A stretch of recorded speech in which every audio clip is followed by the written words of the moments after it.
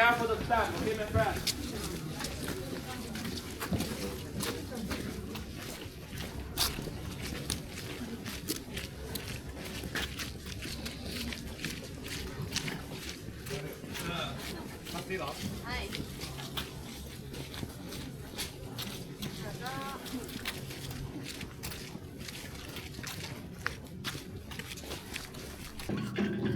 So, nag-take ako ng tour dito sa Amanohashi dati.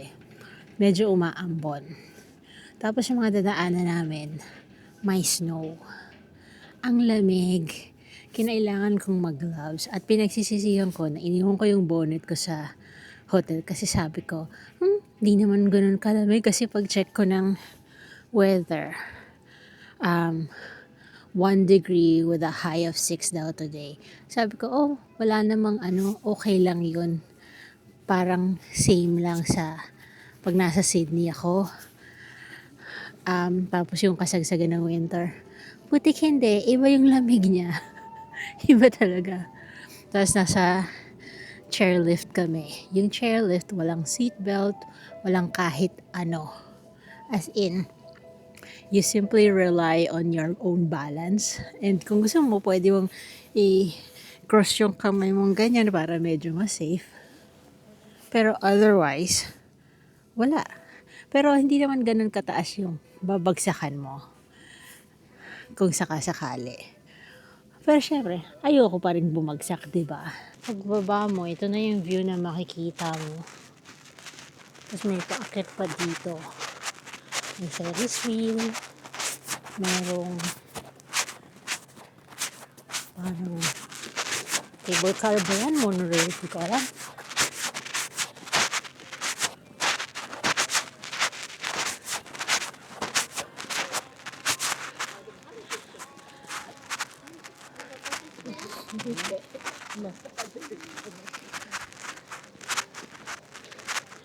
Ito siya yung famous na sandbar. Ganda naman siya. Kailangan ko ng kape.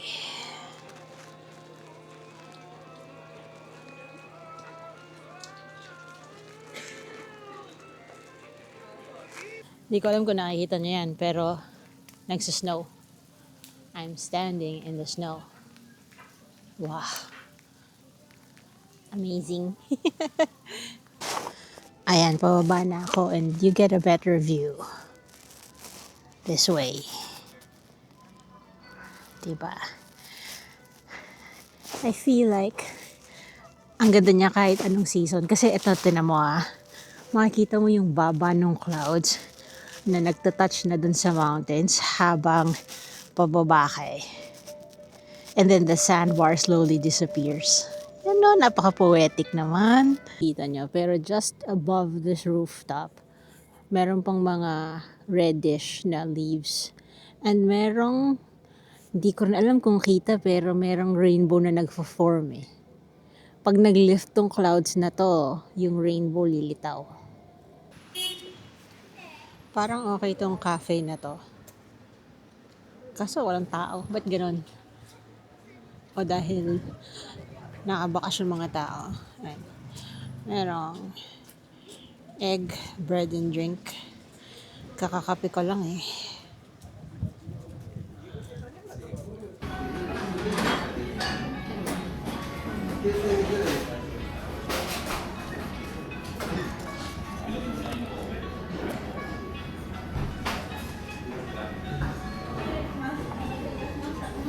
So, nandito ko sa Daimaru restaurant, which is just before you go chairlift papunta Amanohashi dati. Nag-order ako ng roast beef on rice. May kasama ng sauce, green tea. Tsaka, nag-order din ako ng Turkish tea. Although iced yung in-order ko, dating ay hot. Pero sige na, okay na rin yan dahil winter na.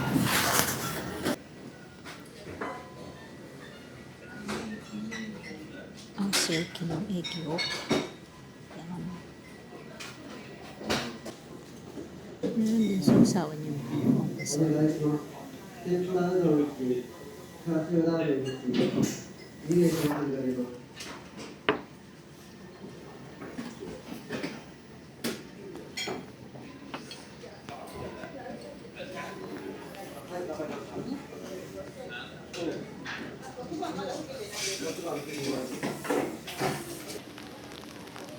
Para makita niyong mabuti yung snow.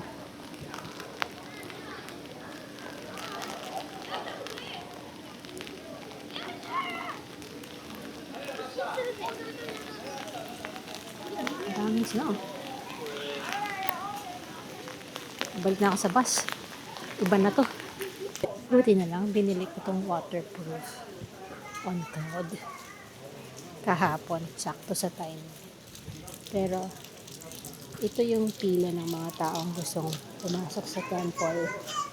Kasi New Year, ito yung pinakamahalagang festival para sa mga Hapon. So, yun, mag-pay tribute sila.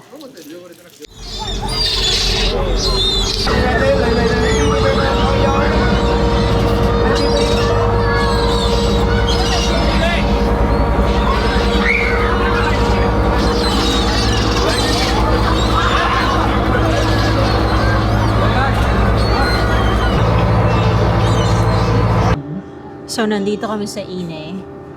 And kung nagtataka kayo kung bakit ang daming seagulls, kasi binigyan kami ng pampatuka. Yung oishi na prawn crackers, yun yung hinahabol ng mga seagull, kaya ang dami nila. Imaginein mo ilan kami sa bus, lahat kami merong ganon.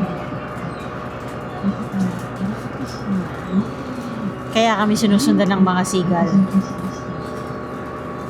Na-overshadow tuloy niya yung ganda ng Ine.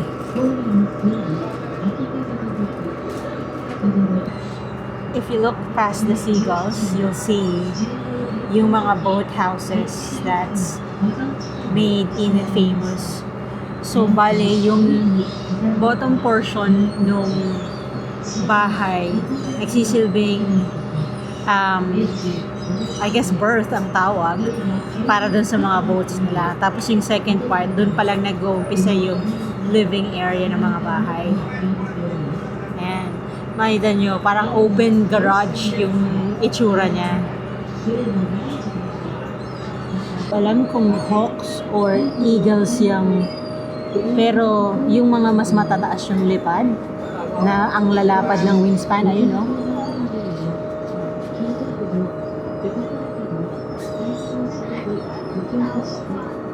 Ang lapit, parang mga dementors lang sila.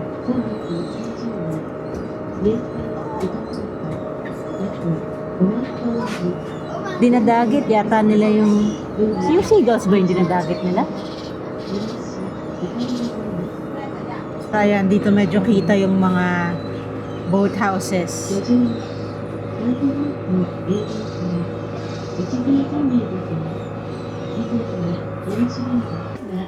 If I'm being honest, hindi ko na-enjoy itong experience na to. It's very overwhelming. Masyadong magulo, masyadong crowded. Mas gusto ko yung dapat nag-DIY na lang ako, pumunta ako dito, tapos naglakad-lakad na lang ako. Naisip ko lang, ilang tourist boats ang dumadaan dito araw-araw na nagpapakain sa kanila ng oishi. Kamusta ang mga kidney ng mga ibon na to? Surely that's not healthy.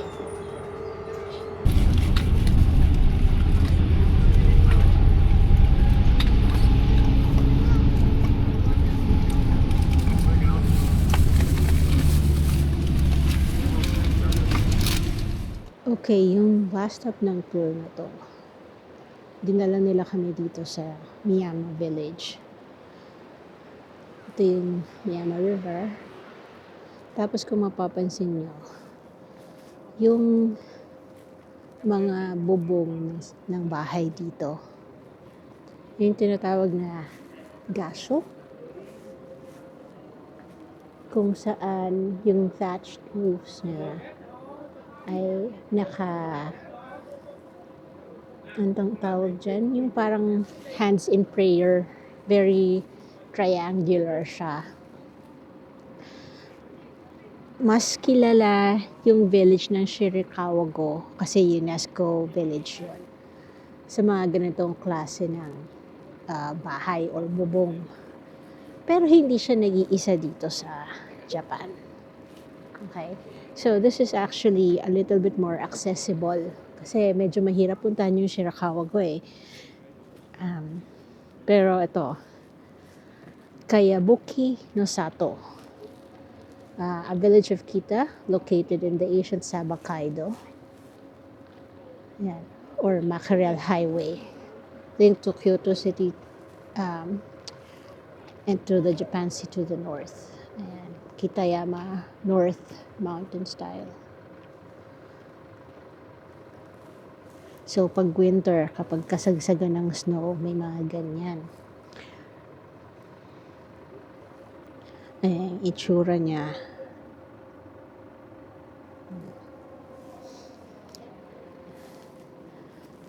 Funny enough, Kanazawa yung next na stop ko on January 4. Kasi gusto kong magpunta sa Shirakawa-go. But seeing this now, kailangan pa ba? Tsaka, honestly yung papunta dito, very winding yung road. Nakakahilo. Baka ganun din yung papunta na Shirakawa-go. Hindi ko alam kung kaya ko. Oh my God, it's so freaking cold. Ayan. That's what the village looks like. Ayan. Maganda sana kung merong vantage point na mataas para makita clearer yung pagkagasyo style niya.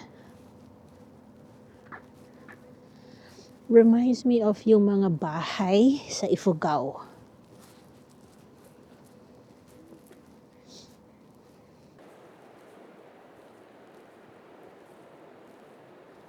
Ano to?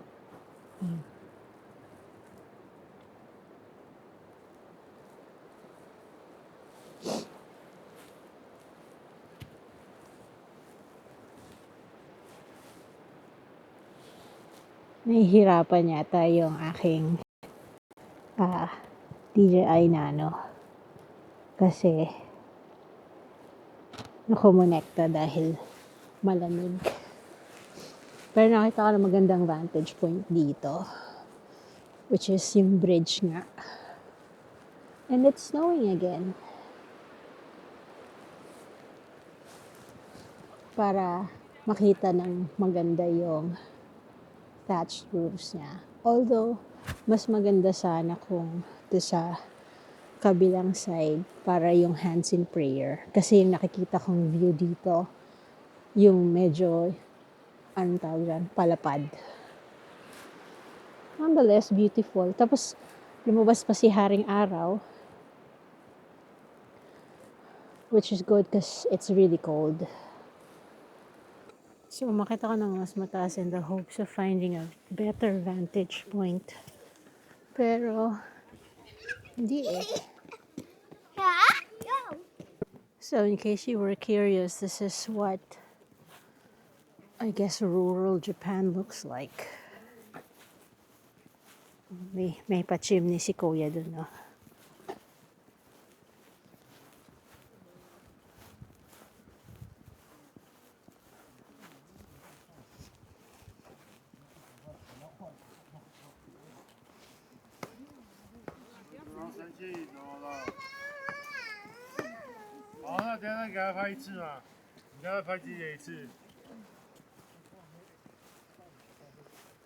Yan. Ito na talaga, I think, yung best look niya. I think we also have to remember that Shirakawa-go is impressive because it's a UNESCO heritage site. Siyempre, may pondo yun sa pag-maintain, diba? Tapos, impressive siya from the vantage point na nandun ka sa tuktok ng bundok.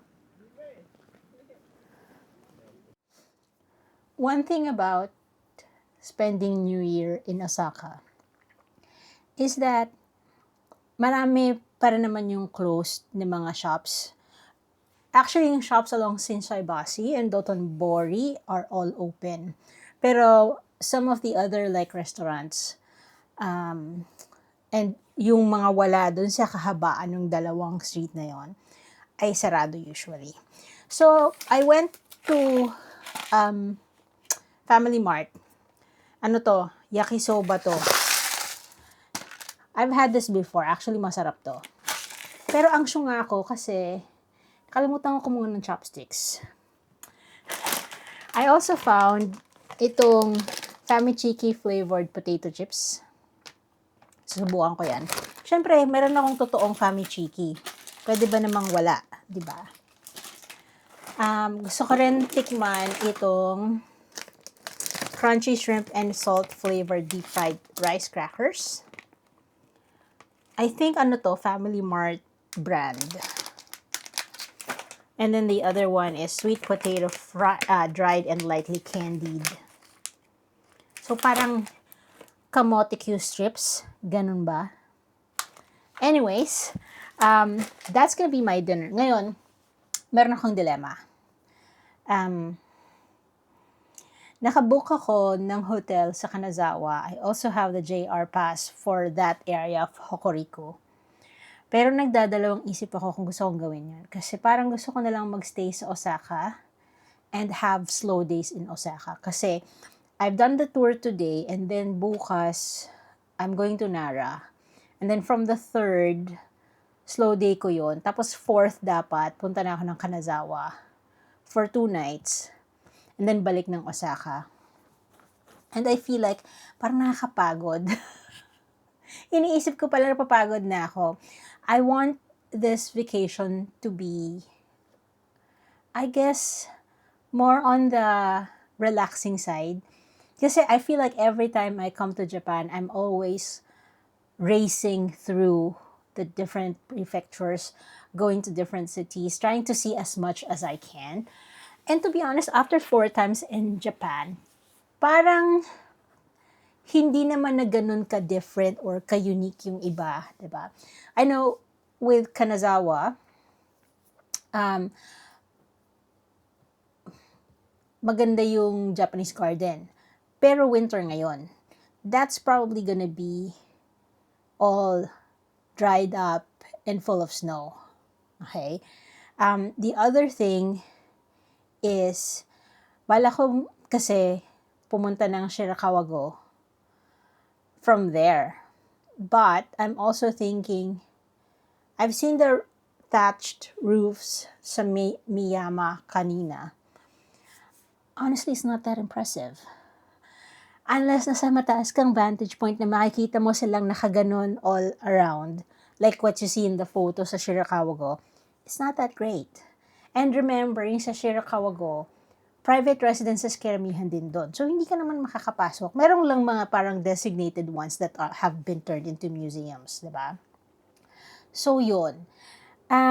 So, I don't know if I want to do that. I don't know if I want to trek that area, suffer the super cold, snowy areas of Japan for that, as opposed to a relaxing visit to different places in Osaka. So, yun yung dilemma ko ngayon. I'll have until tomorrow to think about it because kailangan kong mag-decide kung ika-cancel ko yung hotel ko sa Kanazawa at magbubook ako ng hotel ulit dito sa Osaka. Meron na ako for 6 to 8. Yung 4 to 6 lang na nasa Kanazawa dapat ako ang pinag-iisipan ko. Also, yung weather forecast kasi for that period sa Kanazawa is rain. I don't know how much I can see during that period kung gano'n na umuulan. Like today, na nag-snow and then umulan, it kind of dampened the experience for me, to be honest. So, I'm having second thoughts about trekking all the way up to Kanazawa only to get rained at. So, yun. What do you think? by the time you see this, I would have already made a decision anyway. So yun.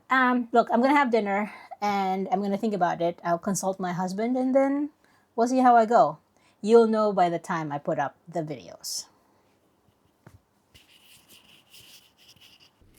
Just to show you evidence kasi baka sabihin nyo I'm just making excuses but this is the weather forecast for Kanazawa in the next week and it's rain every day except for Friday next week, which is already when I land back in Sydney. So 100% on Friday, so that's tomorrow. Sunday is when I'm supposed to go. It's 65% probability. Monday is 85% probability. And then on the day that I come back to Osaka, it's 55% probability. So, diba? I think I know what I'm going to do. I think you know too.